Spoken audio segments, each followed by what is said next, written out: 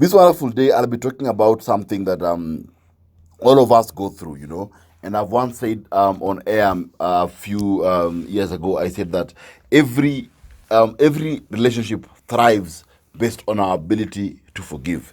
In fact, I've always said that marriage in its own right is an institution of forgiveness. Is an institution of forgiveness. Because when you're able to forgive, in any relationship, as a parent, forgiveness is key to make a relationship with your children thrive. For any form of relationship you have, you must understand how forgiveness works and the importance of forgiveness. Because one of the things that breaks our relationships, especially in marriage, is silent resentment. I've always mentioned silent resentment as one of the things that destroy our homes, and one of the things that brings us to breaking point. Because you find that a conflict comes up, and the reaction of that specific conflict, is bigger than the conflict itself. You find that someone was supposed to bring maybe something, maybe was supposed to bring bread, and they forgot, and the outcome of that confrontation is so huge that you wonder, was it really about this bread, or was it another issue that was hiding? Why? Because of silent resentment. This is based, or is born from not understanding what forgiveness is, and also not being able to forgive whoever has hurt us. So, dear listener, today I'm talking about the irony of forgiveness. The irony of forgiveness. That when we in relationships understand that for a marriage to work, I must know is an institution of perpetual forgiveness. But what is the irony about it? What can forgiveness not do? What does it mean if I say, fine, my husband did 1, 2, 3, 4, and I'm going to forgive him? What does it mean to say that my son did this and I'm going to forgive my son? What does it really mean? And also, who benefits, So I'm going to talk to you about the ironies of forgiveness based on relationships, that you may understand and know that if you did something to me, if maybe someone cheated, maybe your spouse cheated or they hurt you, to understand that if I'm choosing to forgive you, this is what it means. Number one, forgiveness doesn't mean that you're going to forget. It doesn't mean that you'll forget. And that's one thing that as human beings you must remember. The memory of what had been done to you will never go. Because when you forgive someone, your memory does not suddenly press the delete button and you forget. No. In fact, I only know that only God can do this. Because God is only one who says that I will forgive your sins and I'll remember them no more. Only God says that, and only God has the power to do that. But as a human being, it is difficult for us to be able to forgive someone and actually forget. No. Is I am forgiving you, knowing very well that I'll always have a timestamp in my mind that on this time you did this to me. What forgiveness does for me is that I won't keep on repeating. I won't keep on reminding you, because this one is one of the most painful things, is when you keep on reminding your partner of what they did in 1972. Every day you are reminding them, ulifanya hii, unakumbuka ulifanya hii, even if ulifanya ile siku ingine. We keep on reminding them, and yet we claim that, I have let go. No. If I'm forgiving you, I'm saying I'm forgiving you. I am aware the irony is I won't forget, but I won't keep on reminding you. I will not forget, but I will not keep on reminding you every single 2 days about what you did and how you did it. I have chosen to forgive, and the irony is I'll not forget. Irony number 2, forgiveness does not bring back trust. Forgiving someone will not bring back trust. Trust, dear listener, is not given. Trust is earned. You earn trust in a relationship. It's never given for free. And I've always seen, especially couples that have had an affair, you find that the person who committed the affair gets angry and says that, oh, my partner is always asking about my phone. My partner is always asking about my phone. Can they trust me? Tell them no. You have to earn their trust back. Trust is not given for free. You earn it. And so the moment that I understand that the moment I've forgiven my partner, I should not assume I'll trust them again tomorrow. No. It means I will give you a chance, but I won't be blind in the chance. I have forgiven you. You had an affair. I've forgiven you. You took our savings and you went and bought land that didn't exist. I'll forgive you for all those things. I'll forgive you that you did this, but I won't trust you again tomorrow. And you have to allow me the time to trust you. You have to allow me the time to trust you again. And if you're the one who's been forgiven, understand trust is not given. The onus to make someone trust you is based on your efforts. How to pay free? Because now I've heard this coming out so many times. People say, oh, my partner said that they're forgiven me, but they're asking me for my phone every day. Yes, because they have not trusted you. Forgiveness is not trust. They are two different things. I can choose to forgive a criminal, but knowing very well that I won't leave my wallet hanging, because from tomorrow I know what I'll do. So it's important to understand, dear listener, that forgiveness does not mean that you regain trust. And number 3, before I go on this break, is forgiveness does not mean the removal of consequences. The forgiveness does not mean the removal of consequences. Even though you forgive someone, they may still have consequences to face because of their actions. Translation in English: if in a marriage you have an affair and a child is gotten out of wedlock, even though you're forgiven, there is a child. That child has to be taken care of. That is the bottom line. And at times you normally think that forgiveness wipes out the consequence. It doesn't wipe out the consequence. No. The only person who can forgive and transfer that consequence to something good, it is God. Only God.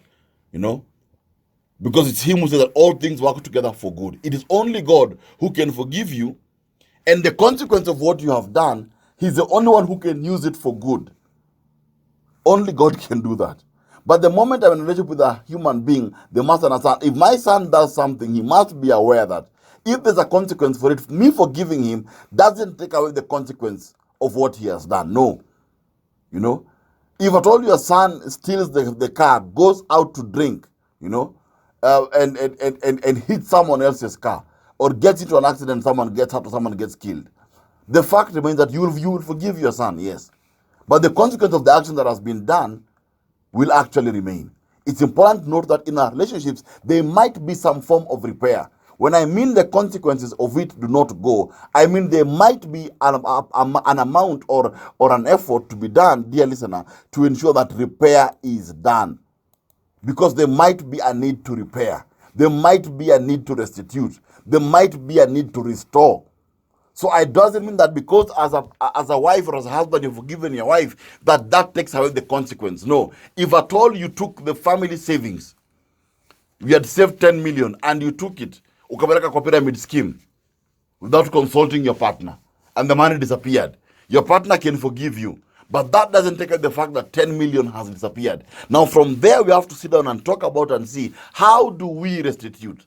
How do we build from here? And this is where many couples fail, because they never have this conversation. I hear maybe a man has a child out of wedlock, and instead of the man sitting with the wife and telling the wife, listen, I made a mistake, I have a child out of wedlock. Thank you for forgiving me, but now there is a consequence.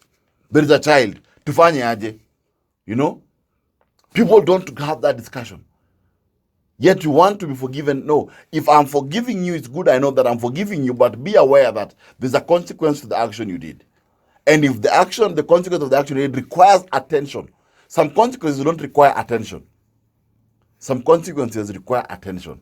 If it requires attention, if it requires some fixing, dear listener, forgiveness does not take away that part. Forgiveness will not bring the 10 million back. You must be clear about that. I'm forgiving you to give us a chance to rebuild. Now, how do we deal with the consequence? That is the third irony, dear listener, of forgiveness. After this break, I'll be able to give you the remaining 4 other ironies, dear listener, of forgiveness. Soulful, dear listener, I'm Victor Salamba this wonderful morning. And today I'm talking about the irony, dear listener, the irony of forgiveness, the irony of forgiveness. And I'm just trying to bring a point across that every relationship requires forgiveness for it to thrive. Every relationship requires forgiveness for it to thrive, dear listener. And it is impossible for us to be in a relationship and not go through processes where we have to forgive. But the reality is that there's some things forgiveness cannot do. And people at times mistake this. And they think that it will work some form of magic. No, forgiveness will work. There are things it requires that it will do, and it is good for the relationship because it keeps it fresh. But also, dear listener, there are things it cannot be able to accomplish. This reflection will be available on my Facebook page, Victor Salamba, as the show continues. Number 4, the irony of forgiveness. Number 4 is that forgiveness is not ignoring the offense. Forgiveness is not ignoring the offense. What does this mean? It means that you don't have to pretend that nothing happened when you forgive. The reality is an offense was made, and acting like it never occurred only builds resentment and anger. And I've seen people doing this as well. Giving a blank forgiveness. Giving blank forgiveness, whereby I'm choosing to give you a blank check. So an issue has been done. I don't want to confront it. I don't want to address it, but I want to say that I've forgiven you. And I must understand, dear listener, that it's impossible. Even in any relationship, it's impossible. And this is where, again, men and women differ in relationships. Because men have a very weird habit. When men don't confront issues that involve the heart. That's the funny thing. If men have a conflict, they will call each other, have some lunch, watasema kuja tukule nyama, they'll have some lunch, and they won't talk about the issue, and they'll move on. Women, it must be talked about. The full detail of the issue must be discussed. Now, in marriage, it becomes tricky, because an offense has been done, and it's not been discussed. But I am choosing to forgive you. That, dear listener, is ignoring the offense. That's, okay, I have forgiven you. And I'm not saying what I've forgiven you for. We have not had a conversation about that thing that I've forgiven you for. This builds anger. And I've seen at times in marriages, this anger coming up to bite after 7 years, after 8 years, after 10 years. Because I forgave you, but we never talked about it. I chose to let it go, but I never told you about it. And many times it's important to tell someone, you know what? You did 1, 2, 3, 4, 5. Because me telling you that I've forgiven you, I don't necessarily want you to tell me sorry. And that's an important point. There are times forgiveness doesn't mean I have to tell you that you have to tell me sorry. It means I'm choosing to let go. But I must tell you what it is. I won't ignore the offense. I won't say I have just forgiven you. You came home at 4 in the morning, I have forgiven you. And I've not told you why I've forgiven you. We have not talked about why you came late. But I'm choosing just to jump and say, okay, minimum here. This, dear listener, can bring anger and resentment because the person can repeat the same mistake again without knowing that the first time it hurt you. Number 5, for the irony of forgiveness, number 5 is that forgiveness is not a remedy for emotional healing. Forgiveness is not a remedy for forgiveness is not a remedy for instant emotional healing. For instant emotional healing. Because emotions heal, dear listener. And at times, they might take time. At times, it might take a bit of time for you to come around. It might take a bit of time for your mind to come around it. The bottom line is this, is that when I choose to forgive someone, it doesn't mean that immediately I'll get emotional healing. But forgiveness is the best doorway towards emotional healing. Forgiveness creates a platform for emotional healing. Forgiveness creates an avenue for you to get emotional healing. But it is not instant emotional healing, no. Because some pains run deep and take longer to heal. And emotions are not something you simply choose to switch off. So I must be conscious that even though I'm forgiving you, depending on how you hurt me, I might not be able to heal today. But forgiving you, I have set myself up for healing. In fact, when I forgive you, I heal faster. When I forgive you, I heal faster. So it is easy for me to actually find my heart to come back to the place where it's supposed to be because I've been able to let go. But the problem is that at times you think that if I forgive you, I will heal today. No, it depends how you hurt me and where you hurt me. And forgiveness is not a remedy for instant healing. At times, it may take a bit of time.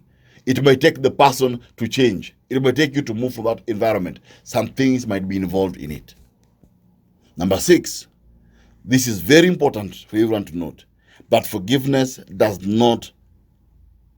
forgiveness might not restore the relationship. Forgiveness might not restore the relationship. Because 2 things happen after you forgive. The relationship may either be closer than it was before, it might be worse than it was before, or it might not be there. Because I've always said this, that forgiveness is not necessarily reconciliation. Forgiveness is not necessarily reconciliation. I can forgive you, but doesn't mean that we reconcile. There are people who you forgive and they stay where they are. So forgiveness will not restore. Don't assume it will restore the relationship. No, it will never go back to the way it was. Some things happen in a relationship, it will never go back to the way it was. It will never. But it may either become better because of the forgiveness, or it may be worse, or it might die. That's why I've put in the disclaimer and said that relationship does not necessarily, forgiveness does not mean reconciliation. There are people you'll forgive in your life and you'll have to let them go. There are people you'll forgive in your life and you'll have to cut them off. That's how it works at times. You'll say, I've forgiven this person and I've let them go. Because at times you forgive them and think that we are going to reconcile. No. At times also you might forgive your partner and the marriage becomes better because of that particular incident, or the marriage becomes worse, or the marriage dies. So you must understand that forgiveness will not necessarily restore the, in fact, it never restores the relationship. It either improves it or kills it. It will never remain the same. And that's important to understand. And the last one, dear listener, forgiveness is not power. Forgiveness is not power. Now, I'm saying this because at times people use it as power or a leverage of power. Let me say that. Forgiveness is not a leverage of power. Because at times we are also very fast, to actually jump in. And because I have forgiven you, I think now you owe me.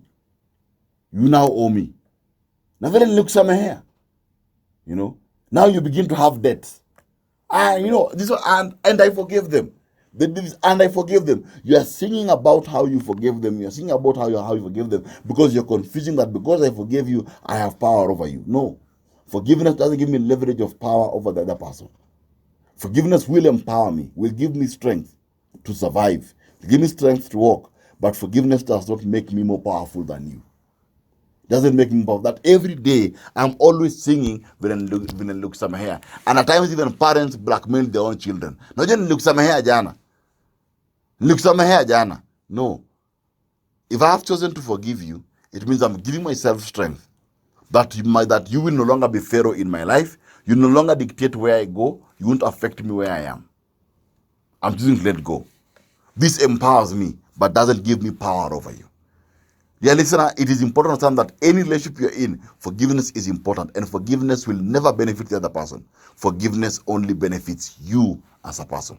Forgiveness only benefits you as a person. It won't benefit the other person. They might never say sorry. They might never come back and apologize. They may never take responsibility. But when I forgive you, I'm doing it for myself.